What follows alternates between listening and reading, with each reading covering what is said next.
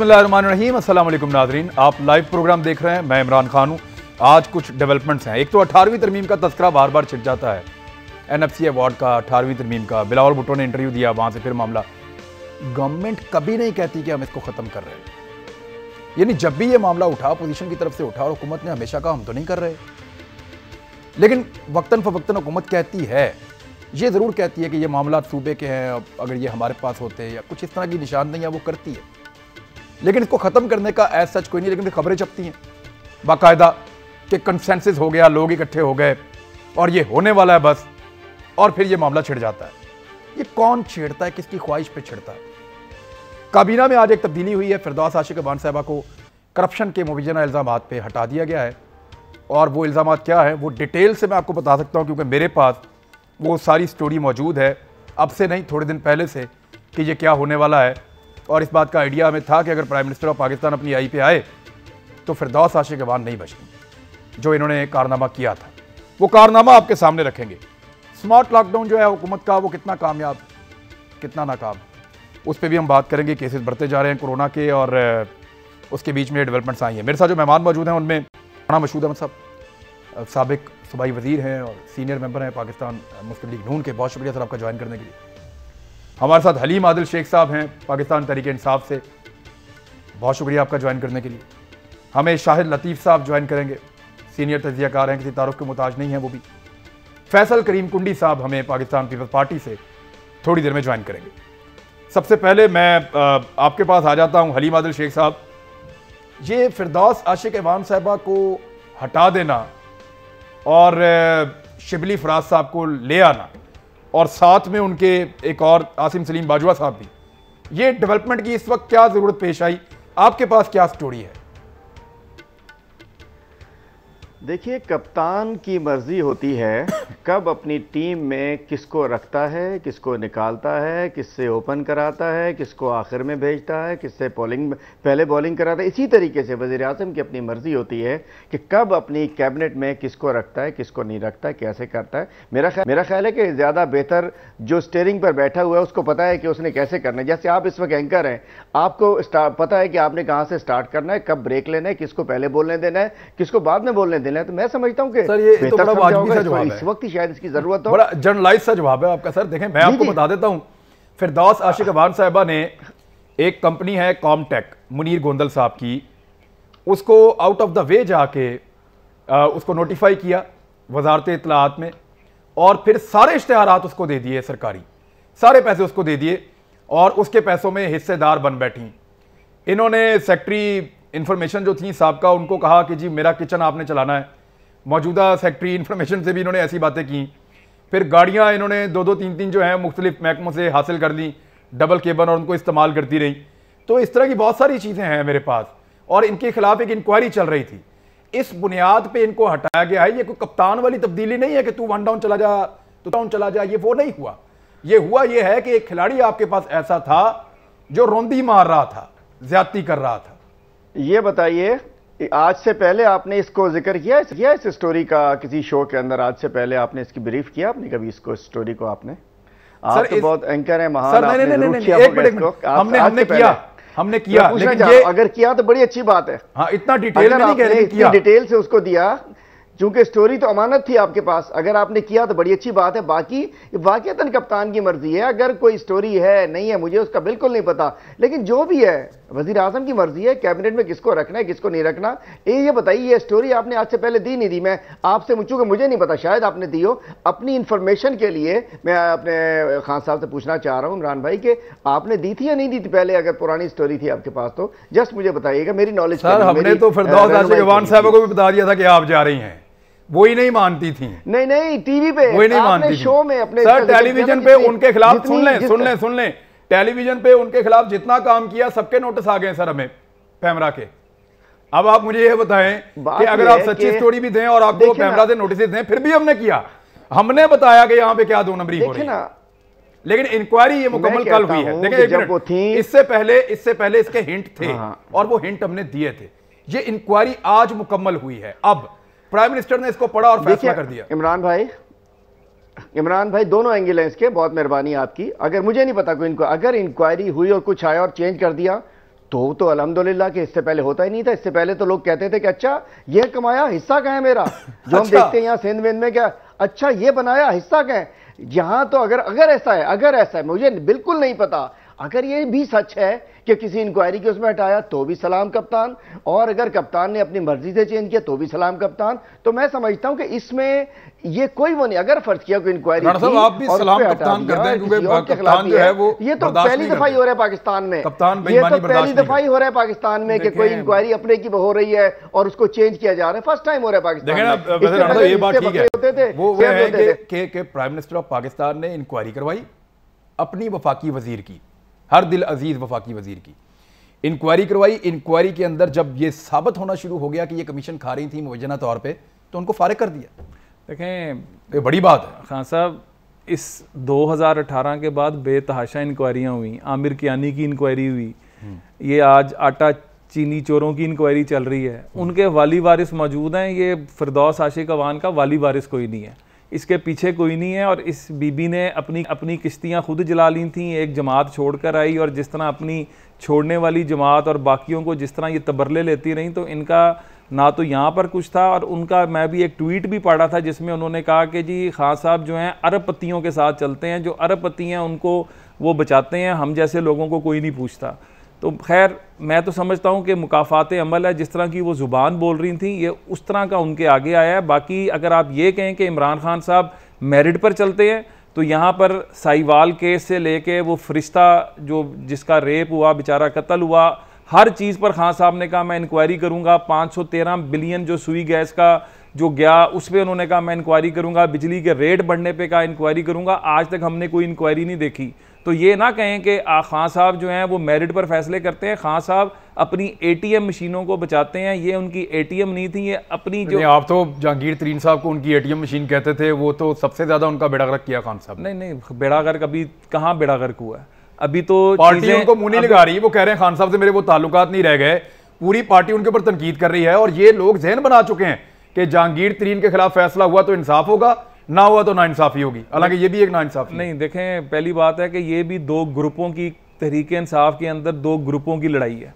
पहले जहांगीर तरीन साहब का ग्रुप ऊपर था, अब इस वक्त मतलब ये तो चलता है। मतलब लेकिन एटीएम तो फारिग किया ना, आप उनको ही एटीएम कहते थे, तो उन्होंने अगले एटीएम तैयार कर लिया, एक एटीएम फारिग करके दूसरी एटीएम तैयार कर ली। ये तो तहरीक इंसाफ का तो हम एक देख रहे हैं। मैं तो सिर्फ चलें इसको छोड़ दें, सिर्फ मेरा ये सवाल है कि जितनी पिछली इंक्वायरियां थी उन इंक्वायरियों का क्या बना उनके अंदर। वो कियानी साहब जो हैं वो आज उधर ही बैठे हैं, खुसरो मुख्तियार साहब की मिनिस्ट्री चेंज कर दी, मतलब फारिग तो नहीं किया। सवाल जो है ये मैं सर 16 आने का सीधा सवाल हलीम आदिल शाह साहब ये है कि इनसे तगड़े लोग जो इनसे ज्यादा पैसे वाले और बड़े बैकग्राउंड वाले हैं, उनको खान साहब ने वजारतें सिर्फ तब्दील करवाई, और क्योंकि ये खातून तगड़ी नहीं थी, इनका कोई बैकग्राउंड नहीं है बकौल राणा मशहूद साहब के, तो इनको सुर्ख झंडी दिखा के बाहर निकाल दिया।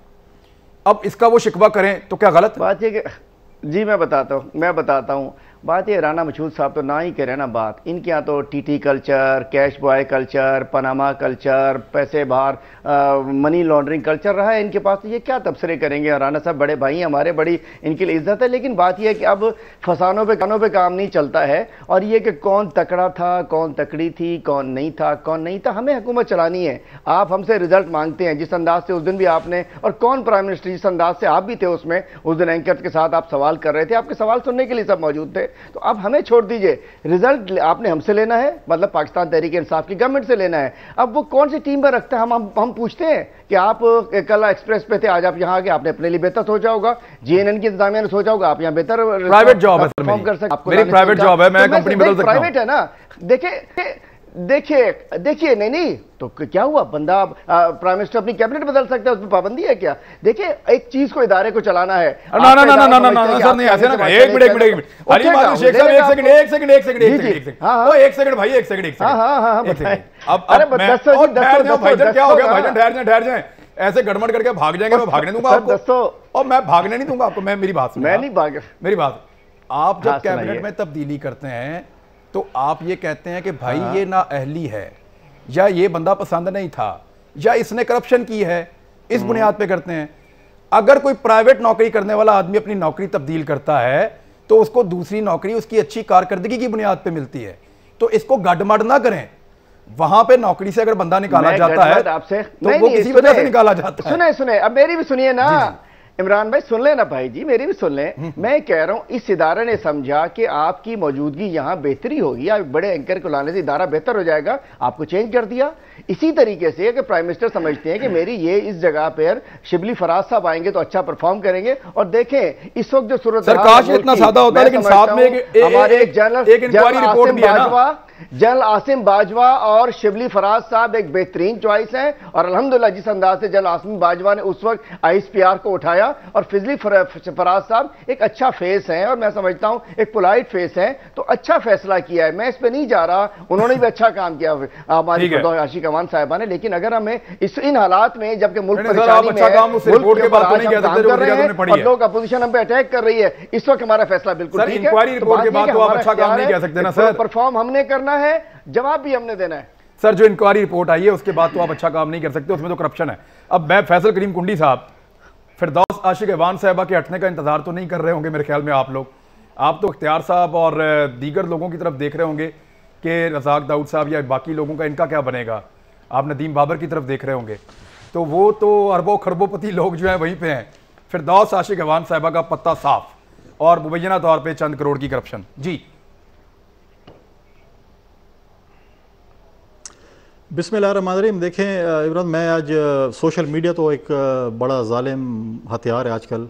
मैं फिरदौस आशिक अवान की उस वक्त की वो प्रेस टॉक देख रहा जब वो हमारे साथ इंफॉर्मेशन मिनिस्टर थी और शाह महमूद कुरैशी साहब हमें छोड़ के गए थे, और उस वक्त उन्होंने बड़े गोल्डन वर्ड्स फरमाए थे कि जो पीपल्स पार्टी के साथ दगा करता है तो उसकी जो है वो सियासी आखरत जो है वो तबाह और बर्बाद होती है, जिस तरीके से जैसे आज उनके साथ हुआ। जिस तरीके से अभी सोशल मीडिया पे ही चल रहा है कि उनके ऊपर मुबैना कोई चीज़ें आ रही हैं कि जी ये है वो है, अभी तक कंफर्म बातें नहीं है। PTI वाले भाई ही हमारे कंफर्म करेंगे कि उनको क्यों निकाला गया है, क्योंकि सोशल मीडिया पे तो मुख्तलिफ़ चीज़ें गर्दिश कर रही हैं जो कि अभी अथेंटिक भी नहीं है। लेकिन बात यह है कि PTI का एक असूल है कि जिस पे करप्शन साबित नहीं कर सकते वो उनको ये चोर और डाकू का लक़ब दे देते हैं, और जिन पे करप्शन साबित हो जाती है उनको अच्छी वजारत से नवाज देते हैं। ये इनका एक SOP बन गया है। आप मुझे बताएं कि अभी जो चीनी स्कैंडल में या आटे के स्कैंडल में, अभी आगे IPP स्कैंडल में जो लोगों के मुबैना जो लीक आउट हुई हैं उनको देखें ना आप। खुसरो बख्तियार साहब को कैसे नवाजा है, या रज़ाक दाऊद साहब को देखें, आप उधर देखें कियानी साहब को देखें, बाकी चीज़ों को देखें। और उसके साथ साथ अभी इन्होंने 2-3 हफ्ते की और मोहलत ले ली है। फिर जब 2-3 हफ्ते गुजरेंगे तो फिर मोहलत ली जाएगी। अब उसके अंदर पता नहीं ये क्या फजिंग करना चाहते हैं, ये भी पता नहीं है। और शेख रशीद साहब ने चंद दिन पहले ही कह दिया था कि जी ये जो 25 तारीख है जो भी है उसमें ये रिपोर्ट नहीं आनी, बल्कि इसको डिले होना है। तो ये तो देखें, ये अब आज बेसिकली तो देखें हमें कोरोना पे बात करनी चाहिए। देखें कोरोना, यहाँ पर कोरोना के ख़िलाफ़ हम जंग लड़ रहे हैं। PTI के हमारे दोस्त जो हैं वो अपनी वो जो है फ़ौज तब्दील करने, कभी वो चीफ सेक्रेटरी तब्दील करते हैं, कभी DC जा रहे हैं, कभी सुन रहे हैं किसी के बंडल ऑफ DPOs ट्रांसफ़र हो रहे हैं, कभी क्या हो रहा है। और आज आपने देखा कि पूरी टीम जो इंफॉर्मेशन की थी वो जंग के दरमियान ही चेंज हो गई है। तो अब देखते हैं कि अभी, और ये हमारे भाई हैं अली अहमद शेख, जो शख्स भी आता है, जो खातून भी आती है किसी पोस्ट पे, चाहे वो ब्यूरोक्रेसी में हो चाहे पॉलिटिक्स, वो कहते हैं इससे बेहतरीन हमें जो है वो नहीं मिल सकती टीम। तो देखते हैं कि अब ये इसके मुतालिक जो आज ये कह रहे हैं, ये कितने दिन तक कहते हैं, कितने हफ्तों तक कहते हैं, फिर उसके बाद इनकी मर्जी है चेंजेस करने की तो चेंज करेंगे, फिर क्या कहेंगे। शाहिद लतीफ़ साहब, मैं शाहिद भाई सिंपली इस चेंज को आप कैसे देख रहे हैं? पाकिस्तान तहरीक के लोग तो आज तकरीबन मिठाइयाँ ही बांट रहे हैं, क्योंकि फिरदौस आशिक अवान जो है वो फेस ऑफ PTI नहीं थी।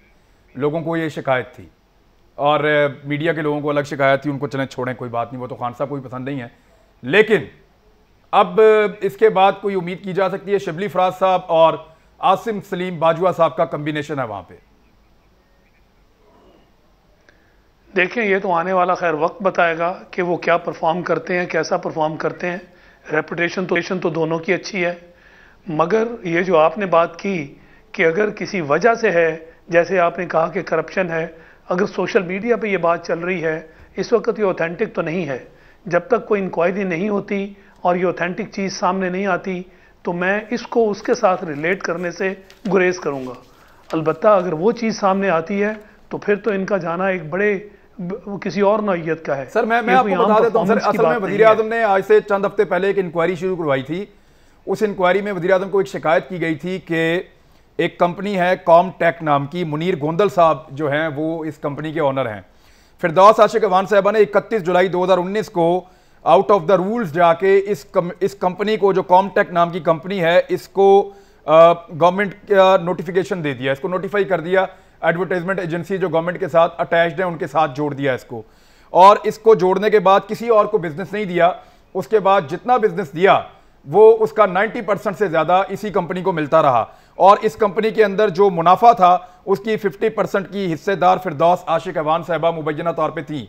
जब ये इंक्वायरी हो रही थी उस दौर में सिर्फ फिरदौस आशिक अवान साहबा ने थोड़ा सा काम दूसरी एजेंसीज को, 2 एजेंसीज को दिया, और बाकी काम फिर इसी को दिया। और इंक्वायरी मुकम्मल होने के बाद प्राइम मिनिस्टर के सामने जब ये चीज़ें आई तो बाकी चीज़ें भी थी, तो प्राइम मिनिस्टर ने ये डिसीजन लिया है। ये तो मेरी खबर है, मैं आपको दे रहा हूँ।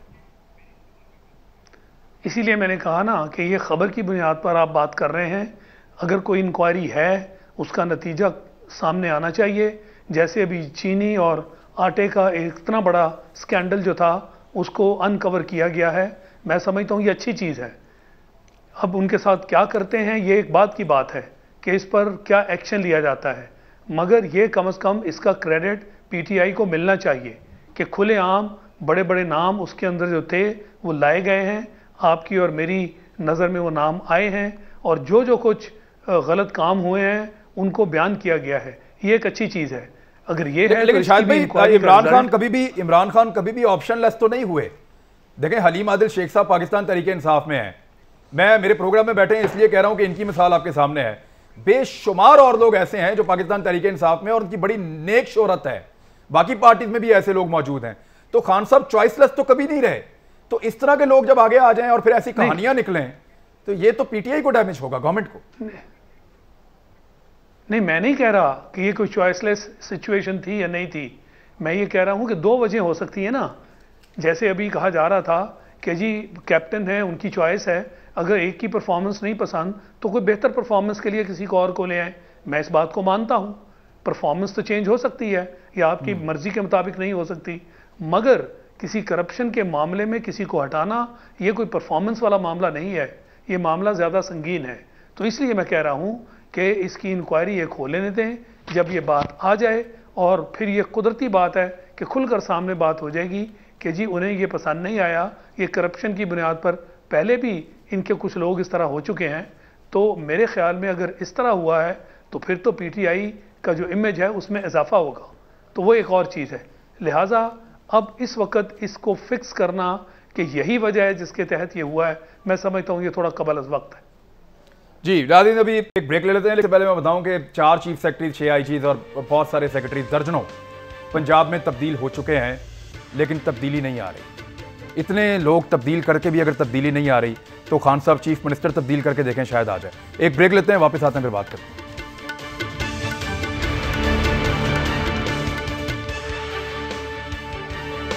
वेलकम बैक नाजरीन। फैसल करीम कुंडी साहब, ये 18वीं तरमीम का पंजाबी में कहते हैं कट्टा क्यों खुल जाता है बार बार। यानी हुकूमत तो कहती रहती है कि जी हमारा, हम तो नहीं चाह रहे, कुछ हम कर भी नहीं रहे, लेकिन खबर भी छपती है, बिलावल भी बार बार कहते हैं, बड़े हसास हो जाते हैं इस मामले में। अब क्या होने जा रहा है 18वीं तरमीम के साथ ऐसा, और एनएफसी अवार्ड के साथ जो घंटी बज रही है? देखिए, मुझे नहीं पता, और ये हो भी नहीं सकता, क्योंकि देखें, आपको 18वीं तरमीम को या एनएफसी में कोई चेंजेस करने के लिए आपको 2/3 मेजॉरिटी चाहिए। 2/3 मेजॉरिटी विदाउट अपोजिशन आपकी नहीं हो सकती, क्योंकि ये ऐसे नहीं है कि आप बिल लेंगे और सिंपल मेजॉरिटी से आप इसको उड़ा सकते हैं। लेकिन सवाल ये पैदा होता है कि जब कोरोना के ख़िलाफ़ आप हालत जंग में हैं, कोरोना हो या जो भी हो, और आप इस किस्म की चीज़ों को छेड़ रहे हैं, तो मतलब आप क्या, आप लोगों का ध्यान हटाना चाहते हैं? कौन छेड़ रहा है? अपनी नाअहली छुपाना चाहते हैं या क्या करना चाहते हैं? कौन? सर बिलावल भुट्टो जरदारी ने कहा, क्यों कह रहे हैं उनको? हुकूमत ही कर रही है। आप देखो, नहीं जी, बिलावल भुट्टो ने नहीं कहा। कल पीटीआई की तरफ से बात आई है और उसके रिबटल में बिलावल भुट्टो साहब ने उस पर स्टेटमेंट दी है। अगर आप कल की खबरें देखें और ख़ासकर आप ARY चैनल को भी देखें, उस पर काफ़ी ज़्यादा उसका जो है वो हो रहा था। और 18th अमेंडमेंट के लिए पहली बात तो ये, क्या इनके पास 2/3 मेजॉरिटी है? 2/3 मेजॉरिटी नहीं है। दूसरी, एक सबसे बड़ा सवाल मेरा है, और मुझे इस पर अभी नहीं है, मैंने नोटिफिकेशन नहीं पढ़ा, कि आज जो नोटिफिकेशन हुआ है मिनिस्टर साहब का और स्पेशल असिस्टेंट का, तो बाजवा साहब ने मेरे ख्याल में 2 साल अभी कंप्लीट नहीं किए जो उनको एक पॉलिटिकल पोस्ट अगर एज ए वजीर बनते हैं तो या क्या वो आईनी तौर पर इस पे पूरा उतरते हैं या नहीं उतरते, क्योंकि आपको पॉलिटिकल पोस्ट के लिए 2 साल जो है सरकारी मुलाजमत के बाद इंतजार करना पड़ता है और गालिबा उनके 6 महीने या 9 महीने पूरे हुए हैं। तो इसको भी देखना पड़ेगा कि नोटिफिकेशन की उसमें क्या है कि he is with the rank of minister of state, federal minister तो नहीं होंगे, मिनिस्टर ऑफ स्टेट के होंगे या जो भी होगा। ठीक है, तो ये नोटिफिकेशन भी देखना पड़ेगा कि आया कानूनी तौर पर आप इसको चैलेंज करेंगे, आपकी पार्टी इसको चैलेंज करेगी फिर आप कह रहे हैं? देखिए मैं तो जाहिर तौर पे देखो मैं नोटिफिकेशन नहीं करता, हुआ तो मैं तो चैलेंज करूंगा। अच्छा जी, मैं भी पाकिस्तान का राणा साहब आप क्या कहते हैं? देखें आप भी शहरी, मेरे ख्याल में जो नासिर जंजुआ साहब का हुआ था तकरीर, वो भी ऐसे ही हुआ था मेरे ख्याल। एक वो कोर कमांडर थे कोयटा के, नासिर जंजुआ साहब, पार्टी ने फौरी तौर पे अब इनके पास आ गए थे, वो नेशनल सिक्योरिटी एडवाइजर लग गए थे, उस वक्त तो किसी ने चैलेंज नहीं किया, शायद मुस्लिम लीग नून ने लिया था, ही दूसरे दिन यहाँ लगे मुस्लिम लीग नून ने लिया, वो भी हुआ था, नेशनल सिक्योरिटी एडवाइजर थे, पता नहीं ऐसे तो आर्मी चीफ की जो एक्सटेंशन थी पिछली दफा किसी ने चैलेंज नहीं की, इस दफा चैलेंज हो गई थी। मेरा ख्याल है कि बात ये है कि भाईजान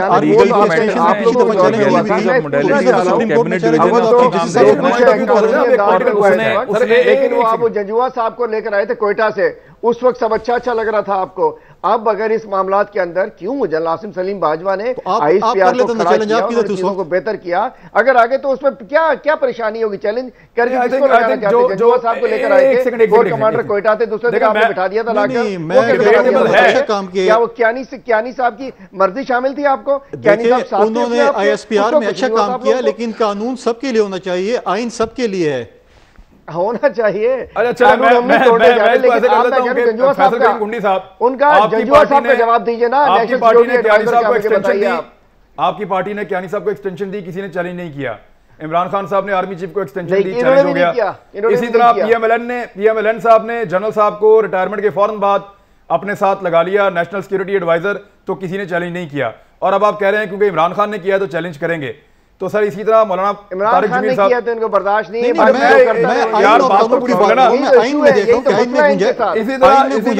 है।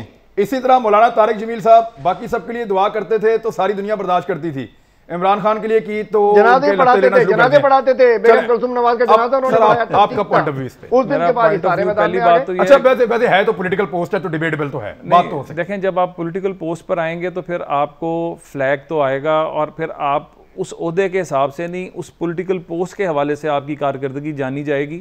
तो मैं समझता हूं कि ये कैबिनेट क्लियर कर दूं, 2 मिनट मुझे इजाजत दीजिए। अलीम भाई 1 मिनट, मैं मेरी बात काफी देर से हो गई, मेरी बात भी सुन लें। लड़ सकते यार, बात तो सुन लेना, मैं पूरी कर दूं आपको। अलीम शेख साहब, मैं आपका सवाल लेकर बात तो सुन लें। होती है जी, फरमाइए जी। 2 साल की आईनी पाबंदी तो एक है। देखें ना, एक 2 साल की आईनी पाबंदी तो है। अब अगर वो चैलेंज होती है नहीं होती है, लेकिन मतलब वो एक चीज जो है वो मौजूद है आइन के अंदर।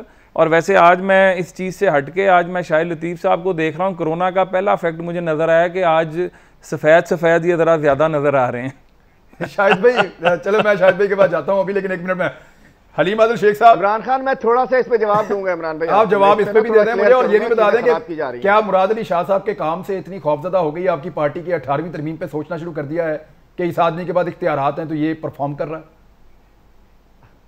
चलिए मैं 2 बातें कर दूं। एक तो मैं बता दूं आपको कि ये जो 2 साल की पाबंदी है ये इलेक्शन लड़ने पे होती है। अक्सर आप देखिए जनरल रिटायर होते हैं और सेक्रेटरी डिफेंस या मुख्तलिफ ओहदों पे आ जाते हैं, तो ये चीज़ें थोड़ी आइन में क्लियर रखें कि इलेक्शन लड़ने पे जो अवामी ओहदे के लिए 2 साल की पाबंदी होती है, बाकी सारे रिटायर्ड जर्नल सफ़ीर भी बनते हैं, उसके अलावा जो है ये सेक्रेटरीज भी बनते हैं, ब्यूरोक्रेसी में भी आते हैं, तो ये अलग जो। दूसरी बात, अब आ जाए 18वीं तरमीम पे।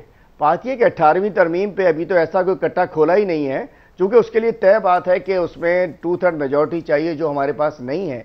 लेकिन 18वीं तरमीम के उसकी असल रूह पे अप्लाई होना, उसकी असल रूह तक जाना, अगर उस पर कोई सोच रहा है, जैसे कि इसके ऊपर पहले कभी किसी ने इंक्वायरीज नहीं कराई। आज अगर शुगर आटे की इंक्वायरी हुई, सामने आ गई, उसके बाद ही आईपीपीज की इनके आए थे। मियां शहबाज शरीफ साहब आते ही दूसरे दिन 480 अरब बांट दिए, ले जाओ ले जाओ ले जाओ। 2007 से लेके 2019 तक आईपीपीज को महंगे दामों पैसे हो जाते रहे और हजारों अरब की करप्शन उसके अंदर आ रही है।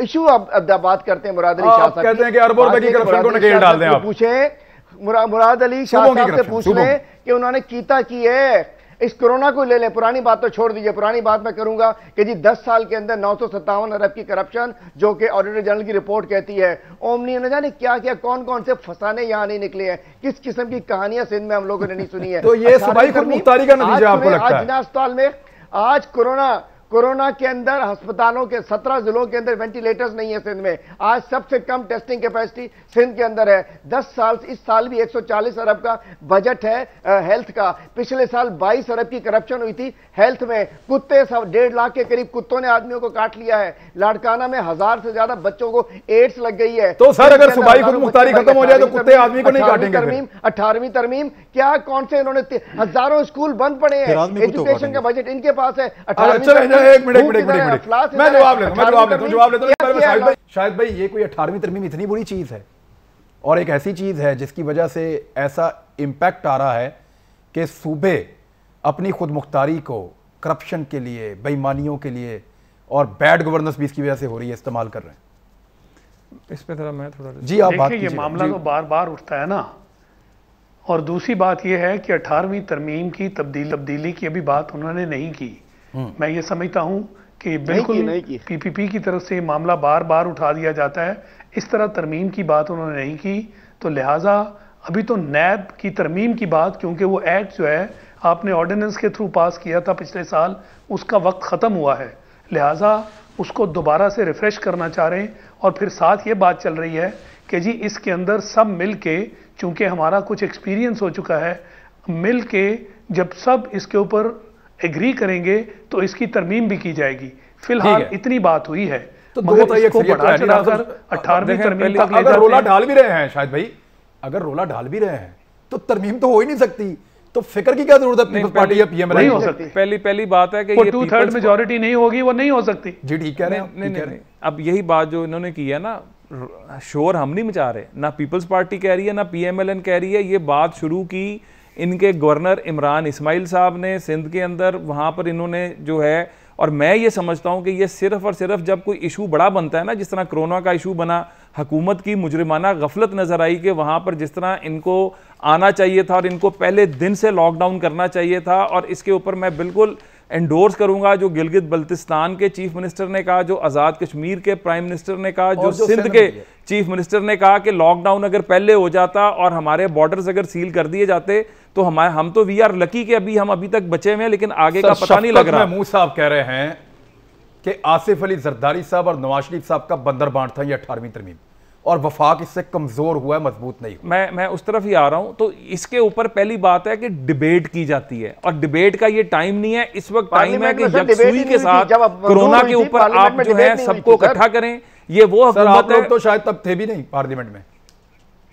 किन की बात कर रहे हैं? जब ये 18वीं तरमीम आप लोगों ने मंजूर की थी तो पीटीआई तो पार्लियामेंट में नहीं थी। पीटीआई तो अगर डिबेट होती भी तो तब कैसे पीटीआई के लोग बाइकॉट करके बैठे हुए थे। ये किसी तरह नहीं, ये तो हुई थी पीपल्स पार्टी के 2008 में ये कभी नहीं आए, उसमें इलेक्शन ही लड़े। हाँ, ये इलेक्शन में नहीं थे, इलेक्शन नहीं थे, बाइकॉट था हमारा। अब इलेक्शन ही नहीं लड़े थे, बाइकॉट किया था, उसके बाद ये फिर अंदर घुस गए थे ये लोग नून लीग। नहीं, लेकिन उस वक्त तमाम जमातों से मुशावरती प्रोसेस हुआ था जिसमें पीटीआई से भी हुआ था। मुझे अच्छी तरह याद है जब 18th अमेंडमेंट की बात हुई थी, उसके अंदर 3 रुकनी एक पैनल मुझे अच्छी तरह याद है जिसका पीटीआई के साथ भी बैठकर बात हुई थी और उस वक्त सबने उसको एंडोर्स किया था। चले, मैं फैसल करीम कुंडी साहब से देखें,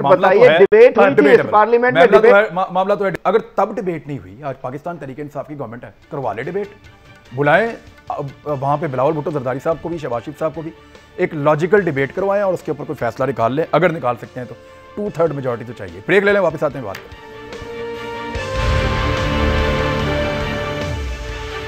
वेलकम बैक नाजरीन। अभी जो 18वीं तरमीम का मामला, ये आप फैसल करीम कुंडी साहब आप सुन रहे हैं कि एक मखसूस किस्म की शिकायत हैं, और पाकिस्तान तहरीक इंसाफ के हलीम आदिल शेख साहब ने बड़ा क्लियरली डिफाइन किया कि अगर ज़्यादा खुद मुख्तारी आप लोगों को दे दें तो फिर आप लोग मुख्तारे बन जाते हैं, और फिर आप लोग वो करते हैं जो जायज़ नहीं है, उन्होंने बताया।